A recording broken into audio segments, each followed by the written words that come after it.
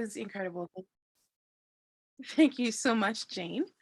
I'm going to share my screen. Oh,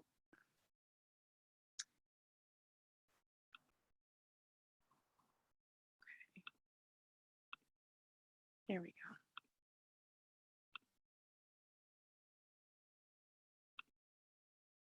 go. Okay. So thank you again, Jane, for sharing your story. It just again reminded me of just the power and the importance of networking, because hearing so many aspects of Jane's story just reminded me of so many of the stories we hear from young people in and from care here in Manitoba, and those who I've been fortunate to meet across Canada. I'm going to turn on a timepiece here because I can no longer see the clock. Um, Thank you everyone for being here today. I want to also acknowledge the land that we are speaking from, and to say thank you so much to the original inhabitants of this land for welcoming me and all of us here. It has definitely it's been a life, and it's good to be able to call Winnipeg, Manitoba my home. Um, so Voices, Manitoba's Youth and Care Network. We are a network of young people in and from care from throughout the province. And Voices exists to engage, equip, and empower young people who are in and from care so that they can build a sense of belonging and know the power of their voice, and be able to grow and develop to their best potential. We do this by connecting young people to resources, making sure they know what is available to them, by building local communities of youth and care networks, whether it's in their schools or their communities, inside or throughout the province. And then by acknowledging that they had power. We didn't give them any power. We just help them draw out the power of their voice, and helping them to advocate for change, whether it's individual in their own life or systemic change, bringing our stories together for systemic level change. I myself, I grew up here in Winnipeg, Manitoba, as I mentioned. I am a first generation Canadian. My grandfather moved his family here in the 70s, and my mom started having children very soon after, when she was a teenager herself. My older sister was born when she was 14, and then we were born every 2 years after that. So coming into care um, was maybe inevitable. My mom was young and um, did not know how to raise 6 kids on her own, and being a new Canadian as well, wasn't aware of the resources and supports that may have been available to her. And she was also caught up in different levels of abuse, and violence with her partner at the time. So I was in and out of care from a young age, and permanently put into kinship care at the age of 10 when she passed away. So So this young person, these quotes are all from young people who've contributed to this research done by Youth in Care Canada over the years. And they talk about feeling alone and isolated. I totally understand that. When I came into care, at first I was put into a foster home with my two sisters, one older, one younger than me. But very soon after that, we were separated and put into 3 different homes, and the isolation was so strange. At first it was kind of a relief. Came from a crazy home where there was always yelling and not enough food, always crying and frustration and anger. And finally, I was in a home where it was quiet and it was peaceful, but I was without my family. I was without my siblings. I was without my parents or my mom, and that took a lot of adjustment. Um, there was sibling separation, new home, new rules, a new school, and it all took time to adjust. A lot of young people can relate. A lot of young people in and from care can relate to this quote. So today we're going to focus, of course, on pathways to post-secondary. But I want to draw on the research done by Youth in Care Canada way back in 2004 when they held focus groups and interviews with young people across Canada to ask them what are some of the challenges that they experience while being in care. And these were the top five. And, unfortunately, 17 years later, these are still the top five. We recently had a focus group talking about just national standards for young people transitioning out of care. But when we have conversations with young people about what are some of the challenges they're experiencing, these or very similar variations are what are expressed. The stigma of being in care, moving, having a voice, the eventual transition from care, and the lack of supports for emotional healing and building identity. All of these things, while they are challenges of being in care, they are also all potential barriers to post-secondary. So quickly looking at the topic of stigma, and stigma being that negative attitude or perception about a group, an entire group of people. Youth in care face stigma because the general public does not understand the system or have only heard or seen negative portrayals in the media. And like Jane mentioned, I've definitely seen a lot more movies and TV shows that have foster kids. A couple doctors on Grey's Anatomy or from Care. A couple. There's that movie, The Fosters, or the show The Fosters. All these portrayals of what it means to be in care, but yet the general public, by and large, does not understand some of the issues that lead to a young person being in care, and oftentimes that young person feels blamed for being in care rather than having the empathy and compassion provided to them to understand the trauma that they must have experienced um, to find themselves in a situation where they are separated from their family, their siblings, from everything that's familiar. And despite best intentions, sometimes even caring adults who do understand the system somewhat contribute to the stigmatization by being overly cautious, which can lead to young people being excluded from regular youthful activities. Or by, I'm thinking also of what Jane mentioned, the life skills course. I'm sure it was totally built on beautiful intentions to make sure young people are leaving with this bundle of information. But when that information is all based on survival and worst case scenarios, it really adds to the stigma of what is expected of you once you transition out of care. The bar is set really low. And this is also an impact of stigma. So Rutman and Huberty did this study, and it said low expectations of educational success held, if not overtly expressed by caregivers, school staff, and child welfare workers, along with the low prioritization of school-related outcomes by child protection workers and caregivers, created and or compounded other barriers to education success.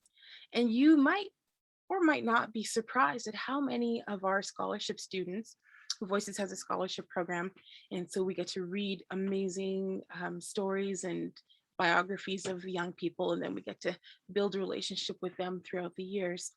And so many young people expressed how often they were told that they would not be able to go to post-secondary. Some even heard as harsh things that they would amount to nothing. In and that could have and has um, formed a barrier for a lot of young people, like self-fulfilling prophecy. If you're told, this one young person in particular that I'm thinking about right now, if you're told you're stupid, you won't amount to nothing, you're stupid, your brain couldn't handle that. He eventually came to believe it. I'm really proud to say that with time and healing, he's now a proud father and gainfully employed in construction, and he knows that he's capable of more than what was told to him. But for so many years, he did not receive encouragement or empowering words. The bar was just set really, really low. youth have experienced or youth have expressed that they are not challenged to excel as much as their classmates may have been. And some of that low bar setting can also look like poor monitoring of attendance, a poor monitoring of their progress, and limited knowledge of what their learning style is, or even what their coursework is. I remember when I was in ninth grade, my grandfather, who was my kinship caregiver, had to go away for a few months. So I was placed with another family while he was gone. And in those months that he was away, without the supervision of his strict Jamaican personality, I just fell apart. And unfortunately, that family did not. I think they definitely cared, but they did not think to have that check in to say, "Hey, what's going on?" And the teachers at the school that I had been attending did not say, "Hey, there's been a drastic change in this student's behavior. Let's check in. Let's see what is going on. How can we help? How can we get her back on track?" So unfortunately, I struggled. Thankfully, I still completed, but I know I could have done a lot better if the expectations and the monitoring was in place.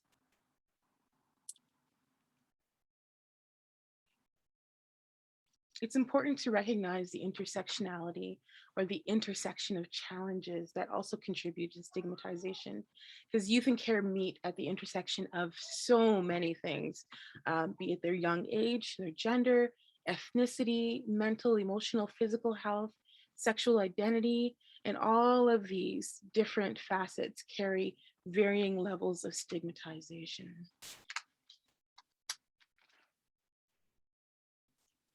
The second, challenge that young people mentioned was constant moving, placement bouncing, transiency while in care.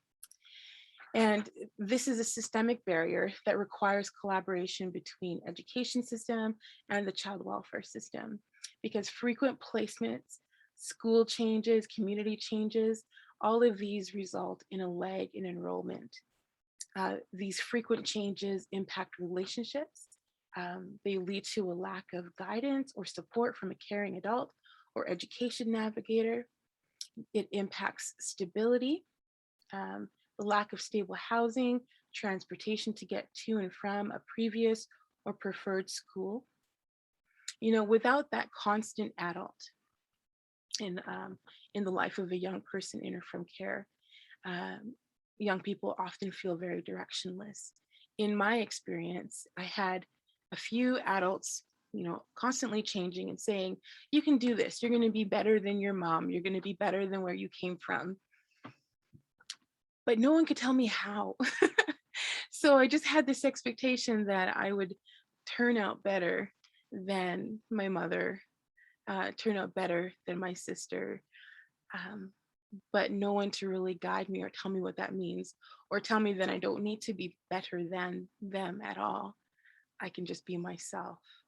So frequent changes really disrupts the ability to make those lasting relationships that young people need to grow and develop to their best potential.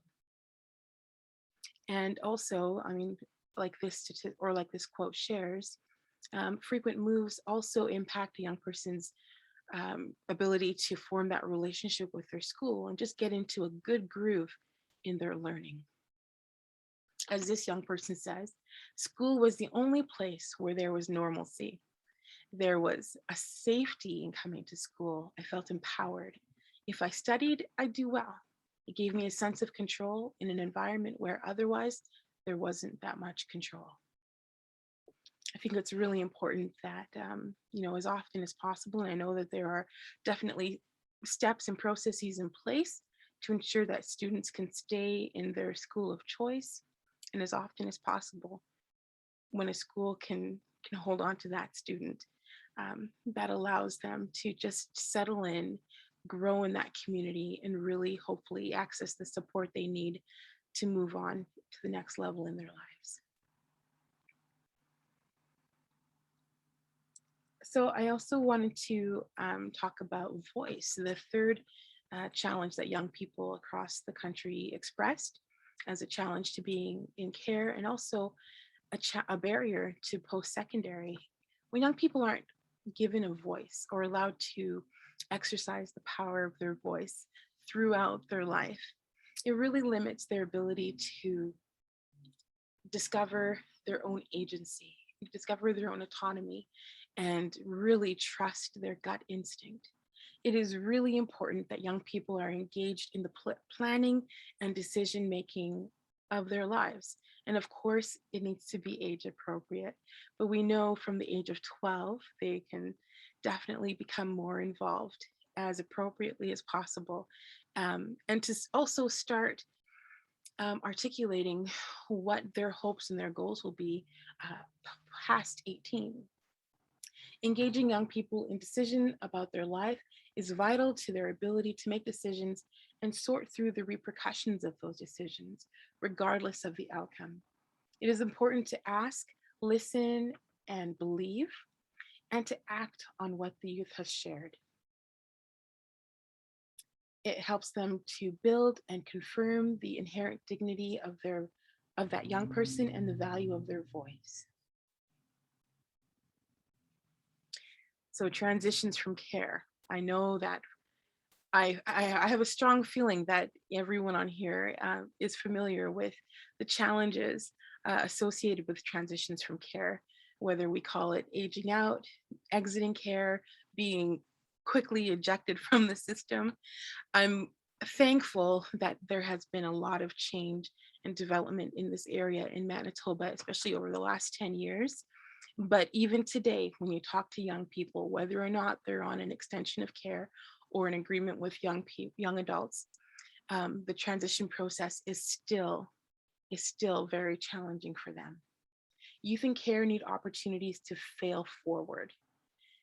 And currently, if you're on an AYA, if you fail forward, or if you fail, it's not necessarily forward. When you come from perhaps a family environment, if you have family privilege, if you don't do too well at school, there's still someone to catch you and to encourage you to keep going.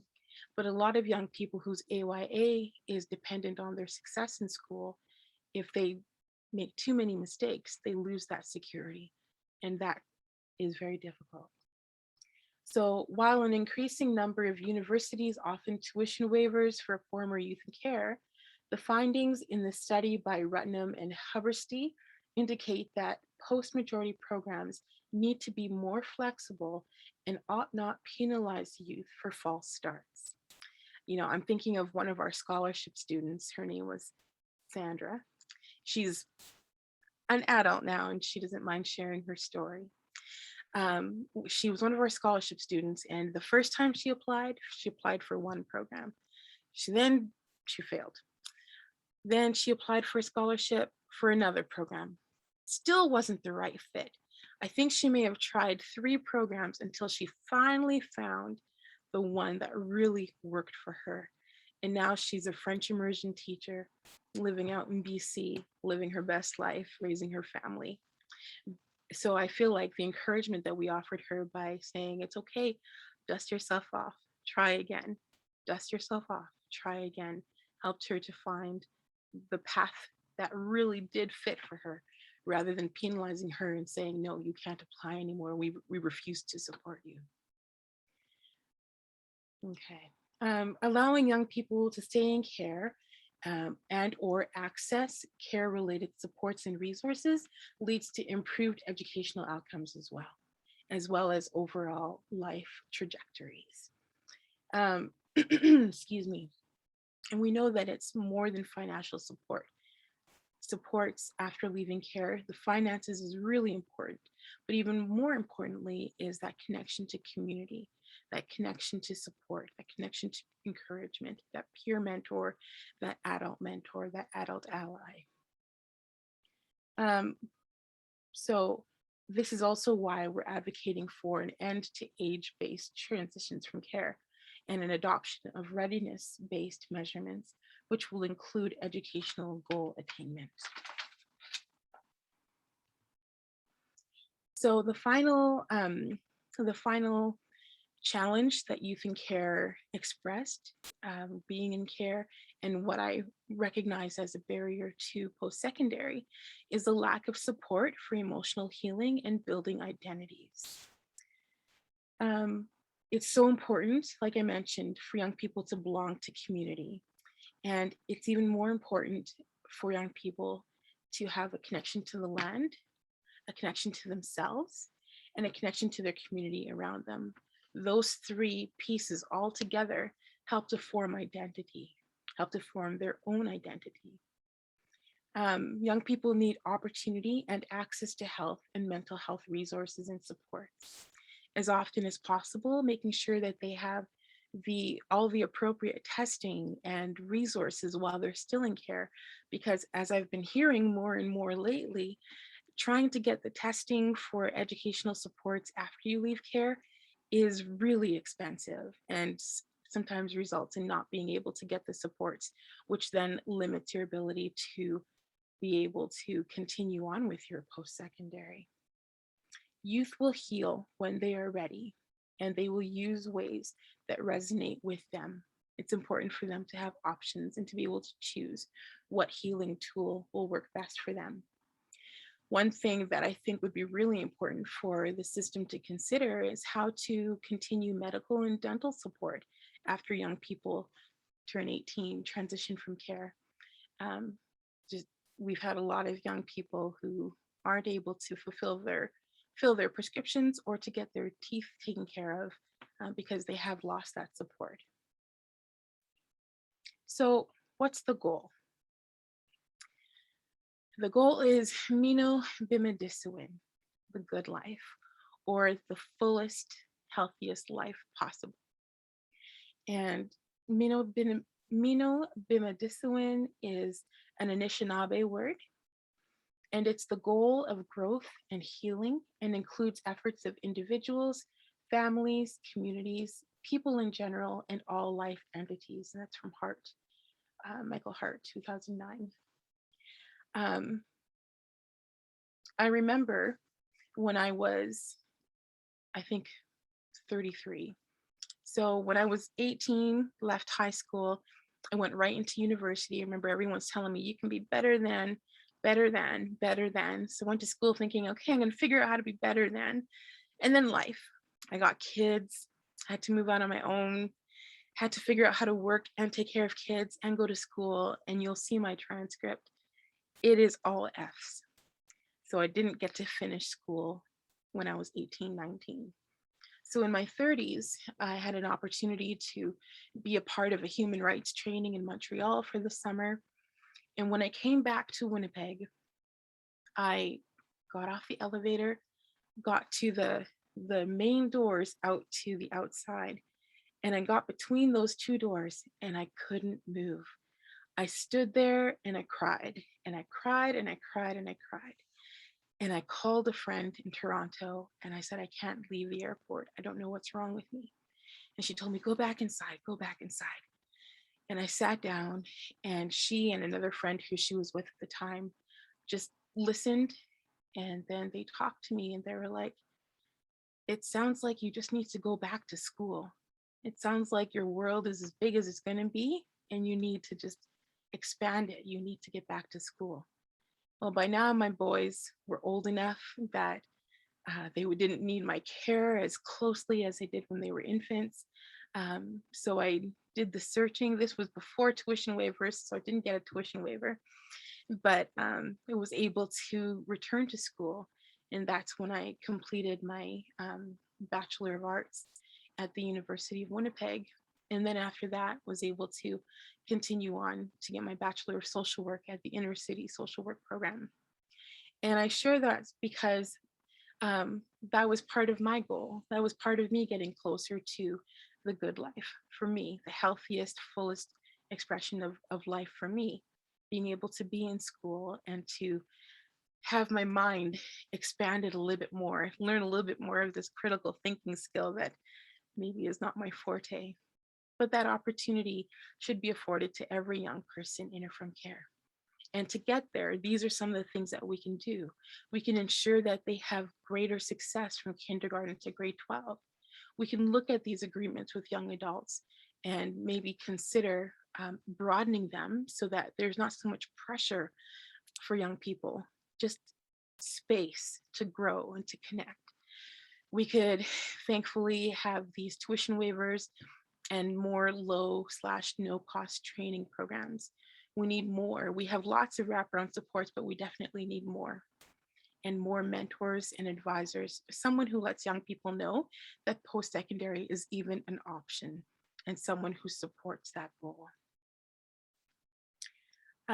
So, viewing youth as a state of being and being in becoming and having a purpose and being active and striving to grow towards their own Bimadisuin. We want to support their progress. And I want to share with you a digital story. I have a few minutes. I want to share with you a digital story of a young person named Samuel. He's another brother from CARE, grew up in Quebec, and he shares his story of what it took for him to be able to pursue post-secondary. There was a time when I had not even a shred of hope to graduate from high school. All students go through various degrees of adversity to achieve high school diplomas. Youth in CARE probably face the most. I came into CARE at the age of 15 and started school at 16. The fact that I live in a group home made me an instant outcast. Slowly but surely, being part of the school's rugby team seemed meaningless. Instead, I took up smoking and lived up to the troublemaker ideal I was expected to fill. A major challenge was to have a household free of conflict for more than half an hour at a time. Can we really do any work in an environment full of profane shouting and hate? It wasn't long before my life spiraled out of control and I found myself skipping school, wandering the streets, and getting involved in illegal activities. I was digging deeper and deeper into the pits of despair, and the next level for me was to serve time in secure custody. I had lost myself, but out of this experience, I had the opportunity to find myself, piece by piece. I wanted to change. I was released and given the opportunity to live in a better group home with staff more willing to help us. The first year and a half was the hardest for me. I managed to get through 2 semesters and made up for failed courses at summer school, wanting more out of myself and wanting to achieve. As a youth in CARE, I was targeted by my school authorities, given special rules to abide by and generally treated differently than the rest of my peers. Fortunately, I was given a permanent social worker who identified this situation and continued to stand up for me. With hard work, better attitude, and attendance, I was able to prove my teachers wrong and break the stigma. I remember getting my first A for an assignment. I was so happy to be rewarded and encouraged. I began for the first time enjoying handing in my work. Playing on the school's rugby team also allowed my school community to accept me as one of their positive members. I graduated from high school at the age of 18. I was a key rugby player and I had a huge interest in theater. I was recognized for my achievements and I won a bursary from my school. I had the will and the support to graduate, thanks to my social worker, group home director, teachers, and positive friends. All youth in CARE deserve this kind of support. This turning point in my life also allowed me to aim for goals beyond graduation, like pursuing my passion in university and being a key rugby player for my varsity team.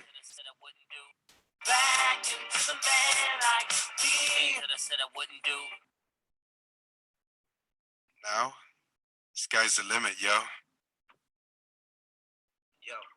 Microphones get ripped. That's Samuel's story. And there's so many more digital stories that you can watch if you go on YouTube and just look up National Youth in CARE Network. You can see stories of young people who are in and from CARE across country, and they'll share their own experiences as well. But just before we leave, I want to talk about how Voices helped young people on their path to post-secondary. So again, it goes back to the beginning. We engage, equip, empower. And by engage, I mean we start talking to young people about life after 18 and their post-secondary options as often and as early as possible. In general, we like to sit with young people Pre-COVID, we like to hang out, play weird games, do activities, work on projects, learn together, make sure they know their rights. And in that process of relationship building, that opens the door to making sure that they know that they have options and that they know that we know that they have so much potential and they can seriously pursue whatever it is that they want to do. We also support them in their application process, whether they need help with an application fee, a letter of reference if they've been involved in Voices programs for a while, whatever we can do to help them stay on their post-secondary goals, we will do that. We equip them by offering scholarships and bursaries and connecting them to other awards. There are a number of awards available now: tuition waivers, the Advancing Futures Bursary, Keith Cooper. But we're so thankful that for the last 20 some years, we've been able to do what we can to support our brothers and sisters in care. But like I mentioned earlier, it's not just about the money, it's also about the peer support. It's also about the safe space where young people can come and talk, especially the social work students, because I tell you that life mapping genogram assignment breaks your heart. That is a tough one. I really struggled with that one. And so having Scholars Night, a chance to just sit down and talk about school and your experience there and how you're fitting in or how you feel like you're not fitting in. We just want to feed them and love on them and give them a safe space to belong for the evening every month. And then we also support in-school peer support networks like Foster Up at the University of Winnipeg and help those young people to create a safe space right in their school where they can get together for peer mentoring and peer support. Once they're engaged, once they're equipped, we remind them that they had the power all along, and we encourage them to fail forward. If, like Sandra, they're taking courses and it's just not the right fit, we encourage them to try something different, try, what their heart is telling them is their real gift. We invite scholars to share their experiences with youth who may not know what their options are, or that there are supports out there to help them achieve those goals. Some of you may have met Shirley Delorme Russell. She's our scholarship queen. She put herself through university by working hard to get as many scholarships as possible to cover those fees. And she is so generous with her time and her knowledge. She will help young people navigate those waters. And then last but not least, as a network, we celebrate the victories, big and small. So whether a young person just graduated from Gani Ganichik and a community program, or whether they just graduated from law school, or like one of our scholars pursuing her PhD, we celebrate all the victories, big and small, and everything in between. We also love to go to their graduations. Like I mentioned, it doesn't matter the program. If it's the goal that they set for themselves and they were able to achieve it, we'll be there cheering the loudest with a gift, usually some flowers and something ridiculous so that they feel a little embarrassed, but that's okay. We want them to know that they deserve it. They worked hard to build the life that they want. And these are some of our more recent scholarship students. So I know we are past time, so I won't play this video. It's a beautiful one though, so I highly encourage you to visit our YouTube page and you can see, you can watch this video and others that we've produced. This is a message of congratulations for all of our graduates from this year, featuring messages of encouragement from across Canada. That's the beauty of Youth in Care Networking. We've been there, we get it, and we want to support each other through it. And I should end my story by saying, like as was mentioned in the intro, so I had a rough start for post-secondary, finally went back in my 30s, and currently I'm pursuing a master's of social work in Indigenous knowledges at the inner city campus here at University of Manitoba. It has been the most amazing year of my life. It was exhausting, but it was amazing. And one of the words that Elder Ed Azur taught me or taught our class was Mamagowita. And that means you can't do it alone. Learn to ask for help. And we're so glad to let young people in and from care know that whatever their goal is, we are here to help them achieve it. So thank you for your time, everyone. Thank you, Marie. We have had a request, several requests actually. If we could play the video. Sure, absolutely. I will share my screen again. Okay. Thank you. No problem.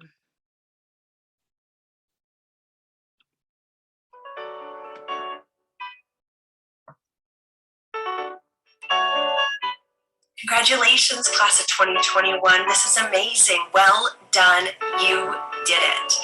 As someone that grew up in foster care in British Columbia and graduated many moons ago, I know it's just part of the journey, and it's just a huge milestone. Take a moment to also be so proud and take that in. This is a big deal. Well done. Congratulations to the class of 2021. I'm so incredibly proud of everything you've done to get to this place. Graduation means so much. As a former youth in care, I know how hard you have to work in order to be sitting there today. After my graduation, I started working at a young offenders facility and with young people living in group home care. And for the past 15 years, I have been working at Child Protection Services in my home community. I can't wait to see the impact that you have on the future and in the communities in which you are going to be serving. Congratulations. To the class of 2021, pandemic or not, work from home outfits or not, you did it! Congratulations! Back in the 1900s when I was in foster care, well, I managed to finish high school, and then in the new millennium, the 2000s, I got my Bachelor of Arts and Bachelor of Education, where I do what I love every day, all day. So find what you love, and way to go, and way to be, and work from home outfit, yeah! Give yourselves a clap on the back, you did it. Congratulations, class of 2021. I'm so incredibly proud of everything that you've done to get to this place. Graduation means so much. As a former foster youth, I know how much hard work it requires in order to be sitting here today celebrating you, and I do. After my graduation, I've been working in nonprofits, and I haven't stopped since. I can't wait to see the impact that you have on the future in the communities in which you're going to be serving. Congratulations again. I want to say how proud I am of each of you for graduating and how far you've made it, and the obstacles you've overcome are pretty gigantic. So it's my firm belief that foster kids will change the world, and you're well on your way. I went to the University of Winnipeg for my undergrad, and in a month I'm going to MIT to do a master's in city planning, and I have seen foster kids in success and change-making positions all across BC and Canada, and I know that you folks will be doing some pretty amazing work. I am here today to congratulate all the foster youth and youth from government care who have graduated from high school in 2021. I am so proud of you. I myself am a second generation foster kid, and I graduated from high school all the way back in 2005. I wasn't ready to go to post-secondary right away, but when I did, I was lucky to get my Bachelor of Social Work degree right at the UBC Okanagan campus, and I, for a while, worked for MCFT as a social worker. I just want you to know that I know you are all changing the world right now as I speak. Keep up the good work and keep doing it. I believe in you. Congratulations to the class of 2021. So proud of you. You made it. You're graduating in the middle of a pandemic. You should be really proud of yourself for everything you've accomplished. Congratulations, graduates of 2021. I just wanted to take this time to acknowledge all the effort that you've made to get to where you are right now. As a former youth in care myself, I know how much effort it takes to be here. So congratulations. The 2 degrees that I've received have been instrumental both personally and professionally in my life.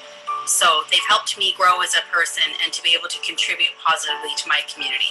So take time out and celebrate yourself. Congratulations. Wanted to make this video because I myself went through not exactly government care, but I went through, I lived with a kin, no family, no parents. And every time I had to declare myself, I declared myself as living in government care. That's why I made myself available, or I felt that I needed to do this video to encourage you, not only encourage you, but to congratulate you, because what you did is great. Tansy, Jesse Neal Netsika-san. Just wanted to take this moment to congratulate you and say that you were wonderful. Great work on graduating and becoming the class of 2021. You all are amazing individuals. And I just want to say, as a former youth and care, graduating is like your first step on the way to becoming like the great individuals that you are. Just remember to love yourself. You're going to do great things. So here you are. You've made it through long nights, tough assignments, painful memories you might have in your heart. You have overcome the people who said you'd never be there. The statistics that say foster kids don't go on to post-secondary. You have survived generational pain that maybe it sometimes made you tempted to just throw in the towel and do something else. But you didn't. You persevered. And here you are. Here we are, celebrating all that you've done, all that you've accomplished, all that you have invested in yourself.